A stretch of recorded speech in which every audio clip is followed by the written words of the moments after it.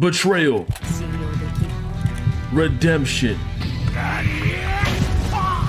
character development, political turmoil, revenge, and the enslavement of women, that part's bad, are apt descriptions of a beautiful show I like to call Minerva No Kenshi. What's up, guys? Episode 47 and welcome to Watch for Plus. Got more content coming your way. Number one, I can't make my voice sound like that normally, so don't ask. And number two, we hit 1,000 subs, so to celebrate, as you've seen in my poll, we are going to be reviewing the entirety of the Oni Chi-Chi universe. So that's going to come out like sometime mid-October, because I got to work on that. Watch all 18 episodes, it's going to be exhausting. Clips we post on Patreon, and if you want to be a member, you can join. I'll post clips there as well. Okay, so this show, 5 episodes, not minutes, 5 episodes, 45 minutes each episode. I feel like I want you to watch this, like, honestly, because this is one of the best shows of this genre I've ever watched, ever. Like, it's Ghetto Gakuin level. I would take this over One Piece any day of the week. I'm not even kidding. So why am I so invested in this series? Well, basically we have the whole classic revenge story that gets flipped on its head, and now we're seeing two characters develop into these wonderful figures that everyone looks up to in the end of the story. It's like basically condense all the Naruto to Shippuden arcs into like one 5-episode series. It's the satisfaction you get from seeing your main character be at the top, which is amazing. So we have here two wonderful lads. They're royal family, best friends, Diana and Sho. Sho is supposed to be next in line because his father is the king of the certain town, and then Diana, her father, is the king of another town, Randus, right? And what happened was assassins pulled up on him, sliced them up, and then after they sliced them up, they're like, hey, Sho, you little kid, so we just killed your father, so it's time for you to die. And they go try to bludgeon a kid to death with a sharp sword. So I guess it's slicing? I don't know.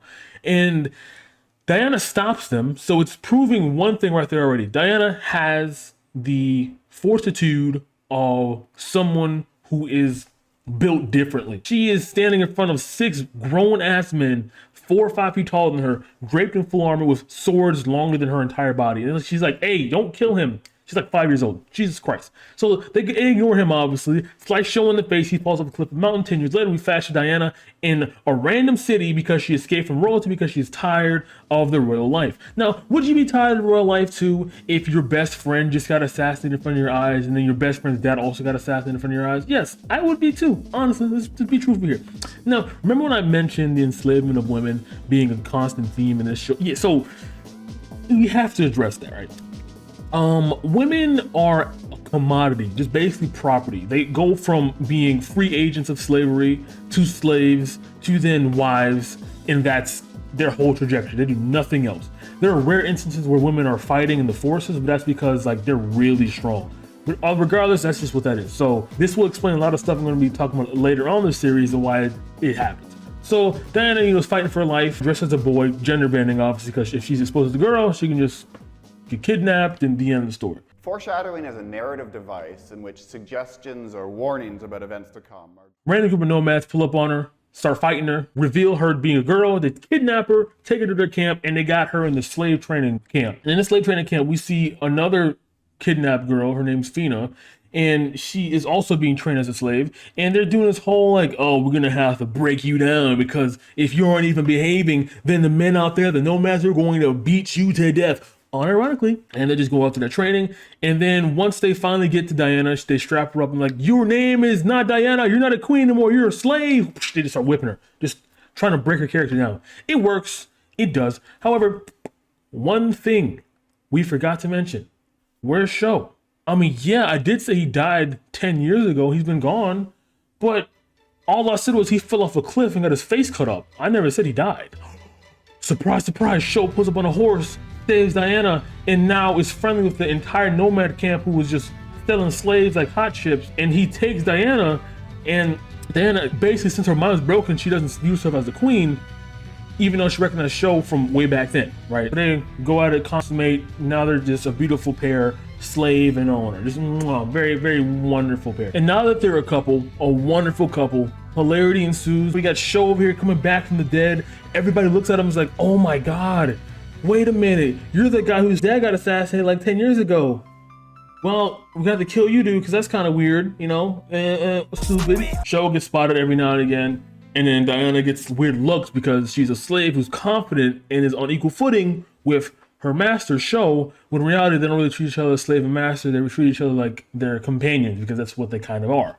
And of course, word gets around that Show's alive. You know, the person's supposed to be dead for 10 years. And one of the princes from a neighboring town kidnaps Diana because Diana's father heard that she was alive. And he wanted the neighboring prince to bring Diana alive by any means he possibly could. So the prince ran back to the kingdom with Diana in his hands, and Show's sitting here just empty-handed and riding this weird-looking ostrich horse thing. Well, what is this about? What is this? What is this? He goes back to the nomad group he went to buy Diana from. He's like, hey, bro, listen, I need help. My girl got kidnapped. My slave got kidnapped, and I need your assistance here. And obviously, they're really cool with this guy because he basically beat all their single-handedly, and you know they're based on equal terms. And that's how you make friends in this world. You just beat each other up, and you like deal friends now. And so they started playing up. They started running to this castle. They pull up. They finally find Princess Diana.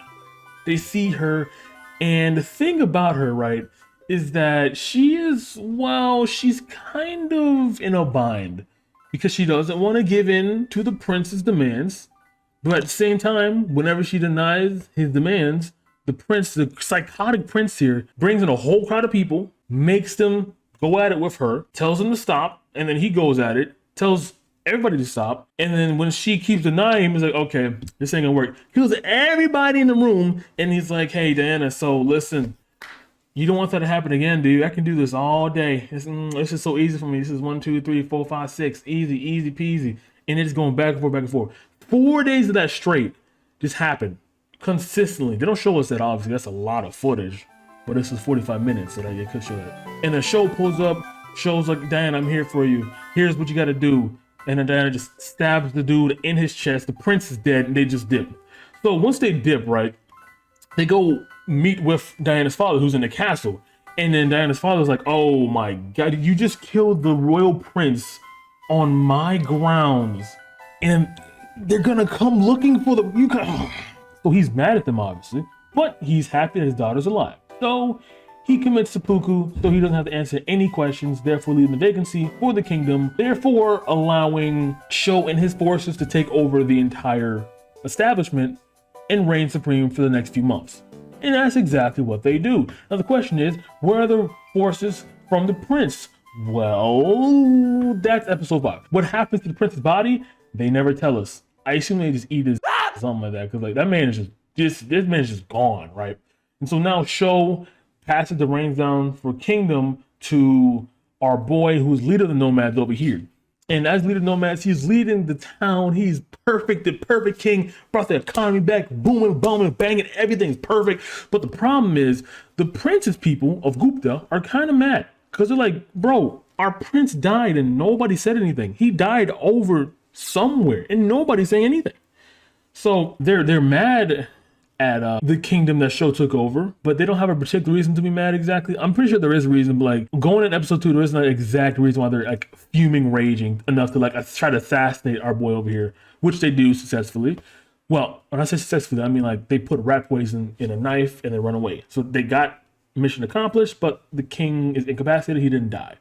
And they're saying he didn't die because his slave sucked the blood out of his arm. Now, I don't know about you, but if you're stabbed with poison, sucking the poison out of an open gashing wound would only make it worse, right? Because that would introduce more bacteria and would also damage the person who's trying to, I'm not a scientist, but prove me right there because that just sounds horrendous. So after that, the new king who's just put on there for three months is now on his deathbed. We're at this point now where there's vacancy in the king spot, right? Nobody's a king. But the problem with that is, here comes the political turmoil. No.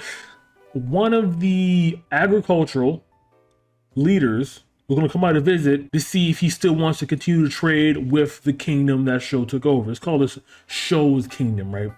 But without a king to partake in this deal, they're just going to pull out all their goods and leave the market to suffer and die without any backing from the agricultural people. Now they're not agricultural people exactly, but my whole point is that if they don't have a meeting with the king, they're not going to help them economically. Without help economically, the new kingdom that just got booming and bumping again is going to suffer and crash. So show has a brilliant idea, fake as the king, bing bang boom, does it perfectly. Gupta's forces pull up and like, whoa, I thought the king died. What happened here? Hello?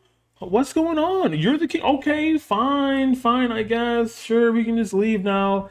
And they just going about the business. Shows like, hey, bro, this king stuff is cool and all, but like, this ain't me. This ain't me. So he just leaves. When he leaves, he goes to this random dude's house. This is a filler episode. This is a pretty funny filler episode because it goes to show that Diana is our bi icon. That when she's like a slave whisperer, essentially. I can't even explain what the episode was about, but it was a fun watch to see the development and interaction of show, Diana, the duo with other characters. Episode 4, Gupta, the town of Gupta. It's like, hey, so our prince died, and we want to know more about that. So let's bring show's forces out. Let's bring show out here, you know, the king and stuff. Let's just have a talk. So they go to Gupta, they're talking, and like, yeah, man, you know, like, yeah, so I kind of killed him. The funny part about this is, right, when they just fully admit that they killed the prince of Gupta, you know, the town that kind of, you know, sort of, they went to visit for good terms to help them investigate the death of their prince. When he exposed that, he basically sent an alarm to the rest of his forces to come invade. And then the king of Gupta and Prince try to fight Show and Diana because they admitted to killing their former prince. So Show's like, hey, bro, listen. You can attack me, but your forces out there are going to die because I'm sending the entire nomad group on your city. So either we fight here, your whole town gets burnt to a crisp, or you surrender, you get to keep your town, and we just walk away. And that's exactly what happens. So for the exact reason of power and force that they used to kill the prince, Durian, I think his name was, they used that same power and force to overturn Gupta, to make them not want to have a revenge pact on the city of Show, and they live happily ever after because Show basically threatened them at gunpoint, either you agree with me or you die. Again, you have to watch the show. This is an easy 10 out of 10. Oh my god, I love it so much. The setting is so immersive. The story is very palpitating. Even the filler episodes was kind of funny to watch because it showed, again, Diana just being a walking aphrodisiac at this point. And it ends off with Diana going back from being a queen to being a slave because she loved the slave lifestyle. She loved the nitty gritty. She's been doing that for like the past 2 years, just grinding on herself. So becoming royalty again after basically everybody they knew dying is kind of a weird adjustment to go to. It just overall, it just fills your soul with wholesomeness while you're seeing blood and carnage on the screen.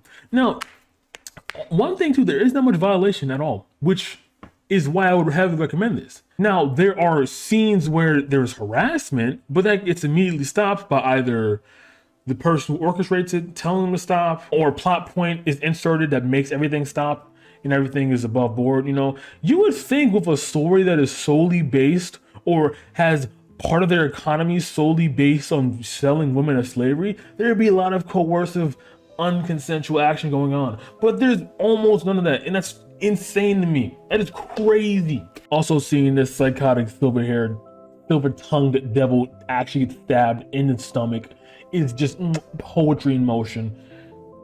It's just so beautiful, man. Like I can't compliment the show any more than I am right now. Genuinely watch it.